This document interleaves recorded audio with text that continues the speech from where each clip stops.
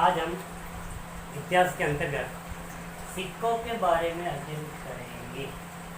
सिक्के और मुद्राएं ये प्राचीन इतिहास की जानकारी के महत्वपूर्ण स्रोत माने जाते हैं और साक्ष्य के रूप में इनसे हमें जानकारी प्राप्त होती है। सिक्कों को मोहर भी कहते हैं। और सिक्के कई प्रकार के होते थे, धातुओं के भी होते थे जिसमें तांबा है, सोना है, चांदी है, कांसे है और कई पर मिट्टी के सिक्के भी मिले हैं। तो इनसे हमें कई प्रकार की जानकारी प्राप्त होती है। आज हम अध्ययन करने वाले हैं इनके बारे में। सबसे पहले सिक्के और में मोहर पर क्या है, एक तो राजाओं का नाम लिखा हुआ होता है, साथ ही उनकी रुचि क्या, किसके प्रति उनकी रोचकता है, फिर तिथियाँ, राजा किस समय था वो एक तिथि का भी अंकित सिक्कों पर किया जाता है। साथ ही राजा की वंश परंपरा का भी उल्लेख होता है। राजा के पराक्रम यानी शौर्य, वीरता, युद्ध कौशल, धर्म के बारे में कैसा था, धार्मिक प्रवृत्ति राजा की कैसी थी और उनका गौरवमयी जीवन के बारे में जानकारी हमें प्राप्त होती है। देखो सिक्के तो वैसे प्राप्त हुए गुप्त काल में। समुद्रगुप्त के समय जो सिक्के प्राप्त हुए वो वीणा वादक यानी कि समुद्रगुप्त को उन सिक्कों पर वीणा बजाते हुए दर्शाया गया। व्याघ्र निहंता यानी बातों को मारने वाला। अश्व और युग यानी अश्व और युग का भी उसके ऊपर चिन्ह अंकित है, यानी कि अश्वमेध यज्ञ भी उनने कराया था, उनका भी उल्लेख मिलता है। यानी इन सिक्कों से हमें समुद्रगुप्त के पराक्रम के बारे में विशेष जानकारी प्राप्त होती है। कुमार गुप्त के जो सिक्के मिले हैं वो कार्तिकेय प्रकार के मिले हैं।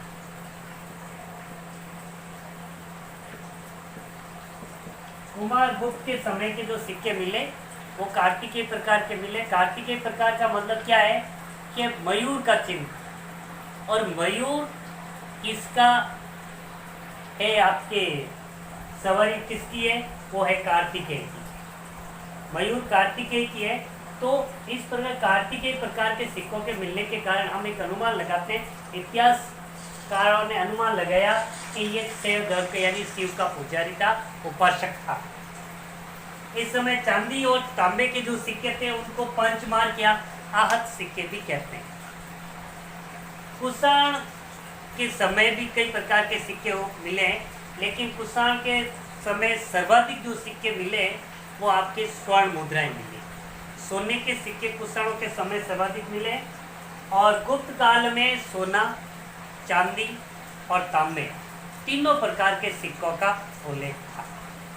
तीनों प्रकार के सिक्के प्रचलन में थे और इन सिक्कों पर राज चिन्ह, राजा का चिन्ह, राजा का नाम, राजा का धर्म चिन्ह तथा राज्य ग्रहण की या राज्याभिषेक की तिथि भी उसके अंदर उल्लेखित की गई होती थी।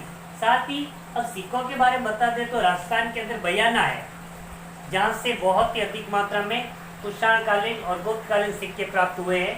और इसी प्रकार से नासिक जोगलथम्बी, जहाँ से सिक्कों के ढेर प्राप्त हुए हैं और उनसे हमें गुप्त काल की जानकारी प्राप्त होती है।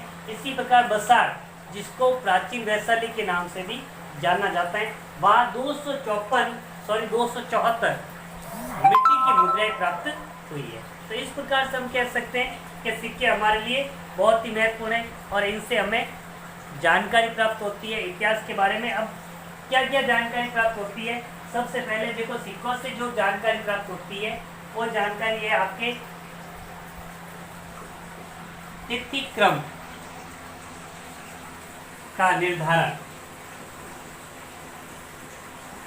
ध्यान दें आप इसमें कि तिथि क्रम का निर्धारण से क्या तात्पर्य है कि हम उन सिक्कों के माध्यम से ये पता लगा लेते हैं, क्योंकि तिथि का अंकन होना उसके ऊपर ये बताता है कि ये किस समय के किस काल के सिक्के हैं।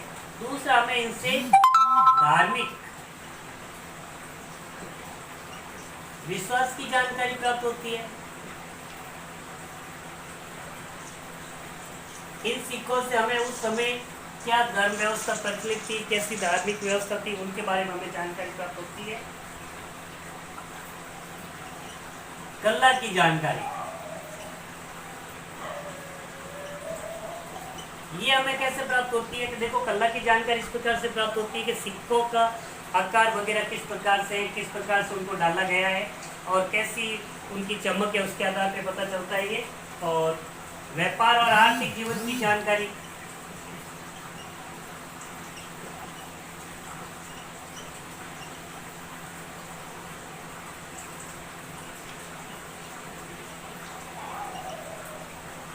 सामाजिक जीवन की जानकारी,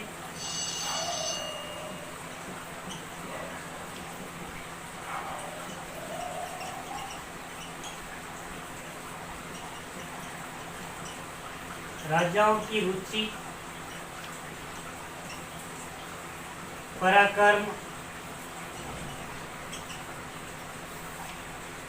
और इनसे हम नवीन तथ्यों का उद्घाटन भी कर सकते हैं।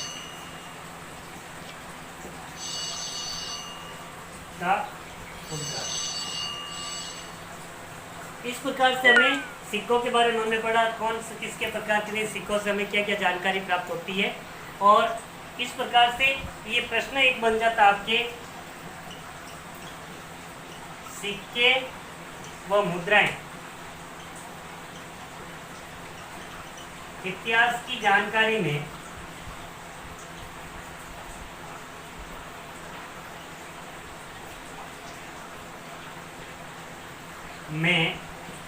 महत्वपूर्ण क्यों है।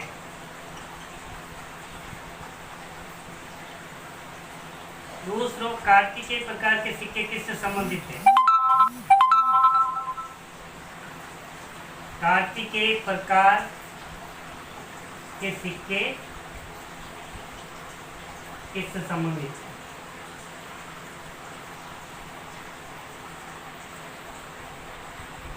आज के लिए इतना ही। कल अपन वापस अगले टॉपिक पे चर्चा करेंगे। अगला टॉपिक होगा स्मारक और भवन के ऊपर कल अपन चर्चा करेंगे।